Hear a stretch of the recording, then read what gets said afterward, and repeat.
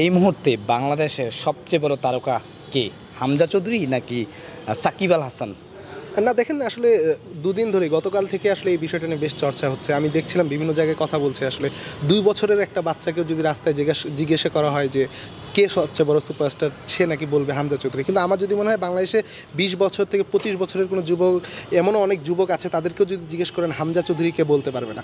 কিন্তু আপনি যদি ২ বছরের একটা বাচ্চাকে জিজ্ঞেস করেন সাকিব আল হাসানকে, সে হয়তো বলতে পারবে। ইভেন কি সাকিবের মতো সে হয়তো হাত ঘুরিয়ে বল করারও চেষ্টা করবে। সাকিব হলো এমন একজন মানুষ যে বাংলাদেশের প্রত্যেকটা সেক্টরে, নট অনলি ক্রিকেটে, বাংলাদেশের প্রত্যেকটা সেক্টরে সাকিব ইন্সপিরেশন। আপনি বহির্বিশ্বের কথা যদি চিন্তা করেন, আমি হামজা চৌধুরীকে ছোটো করছি না। হামজা চৌধুরী নিশ্চয়ই বড় প্লেয়ার, অবশ্যই সে ইপিএল খেলে, বাংলাদেশের বংশোদ্ভূত একজন প্লেয়ার ইপিএল খেলে, এটা আমাদের জন্য গর্বের।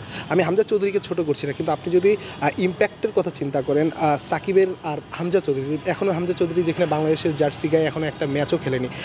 আর Shakib on the other hand, Shakib আসলে বাংলাদেশের যে নামটা সেটা বহির্বিশ্বে যেভাবে উপরে নিয়ে গেছে, বাংলাদেশের বাইরে অনেক মানুষ আছে যারা বাংলাদেশকে চিনে সাকিবের নামে। সো সাকিবকে আপনি কোনোভাবেই মানে যদি বলেন যে সুপারস্টার না, তাহলে এটা সাকিবকে ছোট করা হবে আমার।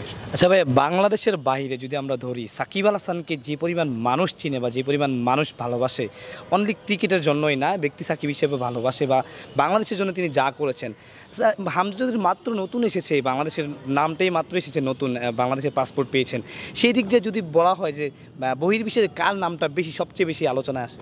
বহির্বিশ্বের যদি কথা বলি, বহির্বিশ্বে ফুটবল ভক্ত কিংবা ফুটবল খেলা দেশের সংখ্যাটা অনেক বেশি।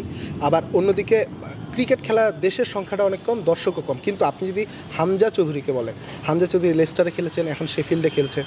এই যে দুটো ক্লাব, এই দুটো ক্লাবের ভক্ত সংখ্যা কতজন? আমি ধরলাম খুব বেশি হলে ২০ লাখ, ৩০ লাখই ধরলাম, ৩০ লাখ মানুষ চেনে হামজা চৌধুরীকে।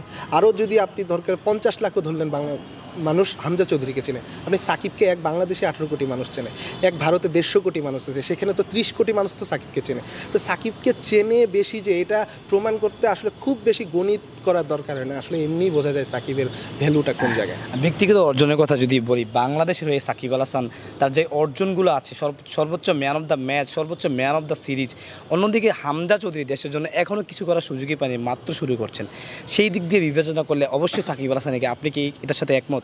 মানে আপনি যদি ব্যক্তিগত অর্জনটা বলেন, দেশের হয়ে, বাংলাদেশের হয়ে হামজা চৌধুরী এখন পর্যন্ত, সাকিব আল হাসান এখন পর্যন্ত কিছু দেশের হয়ে জেতেনি, এটা সত্যি কথা। কিন্তু ব্যক্তিগত সাকিব, যিনি এক যুগের বেশি সময় ধরে আসলে নাম্বার 1 অলরাউন্ডার, আরও যেগুলো রেকর্ড রয়েছে যেগুলো অন্য কারো নাই, ক্রিকেট বিশ্বে একমাত্র সাকিব এমন অসংখ্য রেকর্ডের মালিক। আর আপনি হামজা চৌধুরীর কথা বলে, হামজা চৌধুরী কিন্তু হ্যাঁ বড় স্টার, খুব ভালো ডিফেন্ডার, তার দল হচ্ছে ইপিএলে লিগ শিরোপা জিতছে।